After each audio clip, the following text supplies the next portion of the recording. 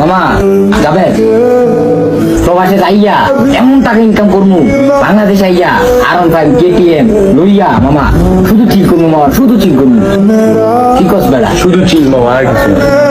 শোন মামা, কথাটা বলছস বিদেশ যাওয়ার পর 10-15 বছর পর আইসা বাইক কিনবি, চিল করবি, সব থাকবো মামা। এই যে বয়সটা মধ্যবিত্ত না আমরা, এখন অনেক স্বপ্ন রে মামা। একটা বাইক কেনার স্বপ্ন, আইফোন চালানোর স্বপ্ন, সব ছেলেরা এটা পারে না রে, বিদেশ যাওয়া ছাড়া। তুই এখন এই কথাটা বলতেছস, টাকা অনেক কামাবি বিদেশ যাইয়া, যখন দেশে আসবি না বাইক ঠিকই কিনবি, কিন্তু বাইক পরে থাকবে দুচালার তলে, তখন আর বাইক চালানোর ফিল পাবি না। এখন যদি একটা বাইক থাকে, বাঙ্কা বাঙ্কা হইয়া 3 বন্ধু ঘুরতে পারবো, মজা করতে পারবো, তখন মামা এই মজাটা করতে পারবো না। কারণ কি জানোস, অথচ তখন তোর বউ বাচ্চা থাকবো, ওই বউ বাচ্চা নিয়ে তোর ফেনে থাকতে হবে আলাদা। আর তুই কি বাইক চলাইবি?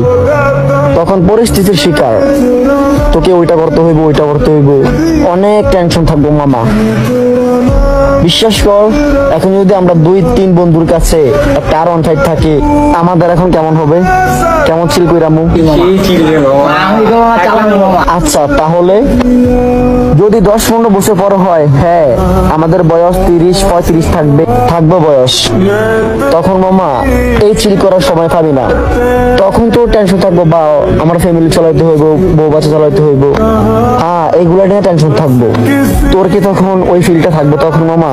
এখন আছে না, আমরা অনেক কিছু ভাবি যে আরে 10 বছর পর আসা অনেক চিল করবো, এখন করতে পারি আর না পারি, কিন্তু না মামা, তখন আর ছিলের মতো থাকবো না রে।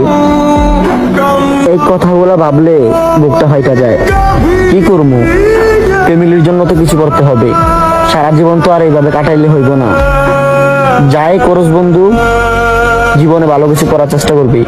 আর যদি এই বয়সে চিল করতে পারস, কইরা যাবি, এই চিন্তা কইরা বসে থাকবি না যে আমি 10 বছর পরে এসে চিল করবো। তবে এটা না, বাবার টাকা ব্ল্যাকমেল কইরা এটা করে ওইটা কইরা বাইক কিনবো, এই ছেলের বাবা মারে কষ্ট দিয়া এই ছেলের কোনো মানে নাই। চিল করবো, একদিন করবো।